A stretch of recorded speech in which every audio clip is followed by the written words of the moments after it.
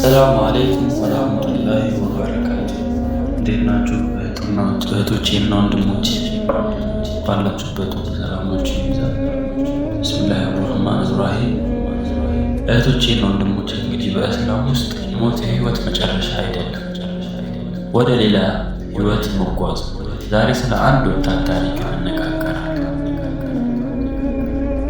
እንግዲህ ወጣት በተኛበት ሆኖ ባለበት ህይወት ውስጥ በኖረበት ህይወት ውስጥ ምን አይነት ህይወት እየኖረ እንደሆነ አላህ ሊያሳየው ሲፈልግ በህልም መልክ ገለጸለት።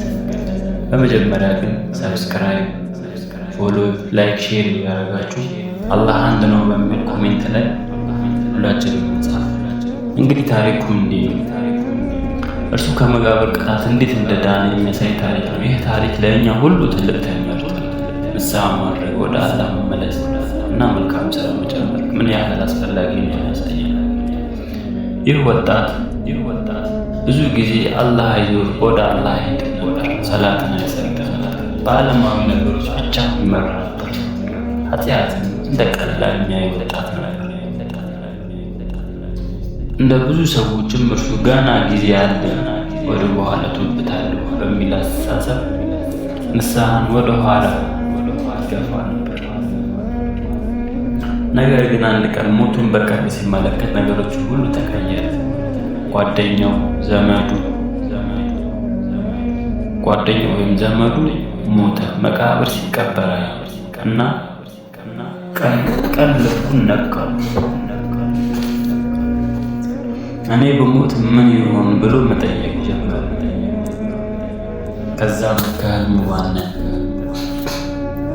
ስለ መቃብሩ ሁኔታ ሲያሰፈራ ተፈለበት። በመቃብሩ ውስጥ ሳለ ሁለት መላእክት እንደሚጠየቅ ጌታ ማን ነው ይሉታል። ዲንህ ምንድን ነው? ነብይህ ማን ነው ብለው እንደሚጠይቁ አስታወሰ። እሱ ግን በዚያ ጊዜ መልሱ ምን እንደሚሆን አያውቅም ነበር። ምክንያቱም ከዛ በፊት በሚያሳልፋቸው ህይወቶች ውስጥ ምንም አይነት የዲናዊ እውቀትና ምንም አይነት የእስልምና ትምህርት አልነበረው። በዚህም አላህ የሆነ ፍንጭ እንደሚሰጠው አወቀ። ከህልሙም ነቃ። ያ ፍርሃት ልቡን ሙሉ ይዞት እንቅልፉን አጣ።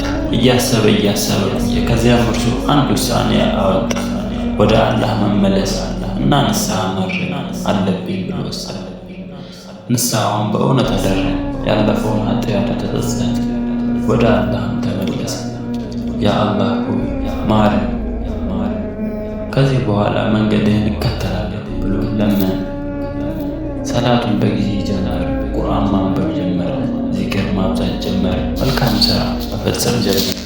የነበሩትን ክፉ ጓደኞች ተወ፣ መልካም ጓደኞችን መረጠ። ፊቱን ሁሉ ወደ አላህ ዞረ።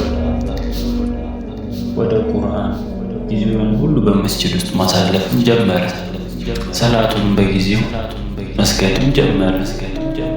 ከጊዜ በኋላ በህልም ወይም በራእይ መልክ መቃብር እንደገና አላህ አሳየ። ቀድሞ የሚያስፈራው ቦታ አሁን በብርሃን ተሞልቷል። የብርሃንና የሰላም ቦታ ሆኖ ታየ። ይህ ለእርሱ ምልክት አላህ ንስሐውን ተቀብሎ እንደሆነ ተስፋ ሰጠ። እንዲሁም አላህ ለባሪያው መሐሪ እንደሆነ በእውነት ወደ እርሱ የሚመለስ ሰውን እንዳይጠፋ አስታወሰ።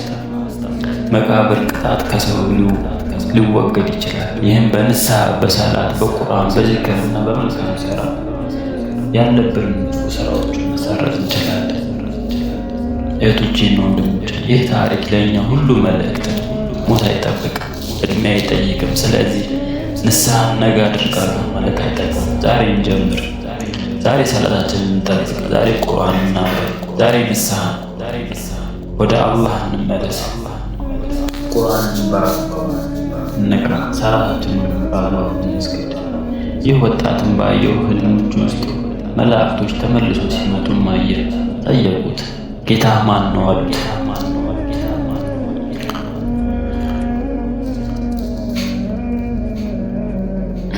እሱም በሙሉ መንፈስ ጌታዬ አላህ ነው ብሎ መለሰላቸው። ዲንህ ምንድን ነው ብለውም ጠየቁት። እሱም በሙሉ ልብ ዲኔ ኢስላም ነው ብሎ መለሰ። በመጨረሻ ነብይህ ማን ነው ብለው ጠየቁት። እሱ ነቢዩ ሙሐመድ ሰለላሁ ሰለላሁ ዐለይሂ ወሰለም ብሎ መለሰላቸው። አላህ ከተጸጸታቸው ወንጀላቸውን ከማራቸው ባሮቹም ያርግ። አላህ ለመመለስ የሚመጣን ባሪያ ይወዳል፣ ይቅር ይለዋል፣ ይመራል። አላህ ሁላችንም ከመቃብር ቅጣት ይጠብቃል። መቃብራችን የብርሃንና የሰላም ቦታ ያደርግልን።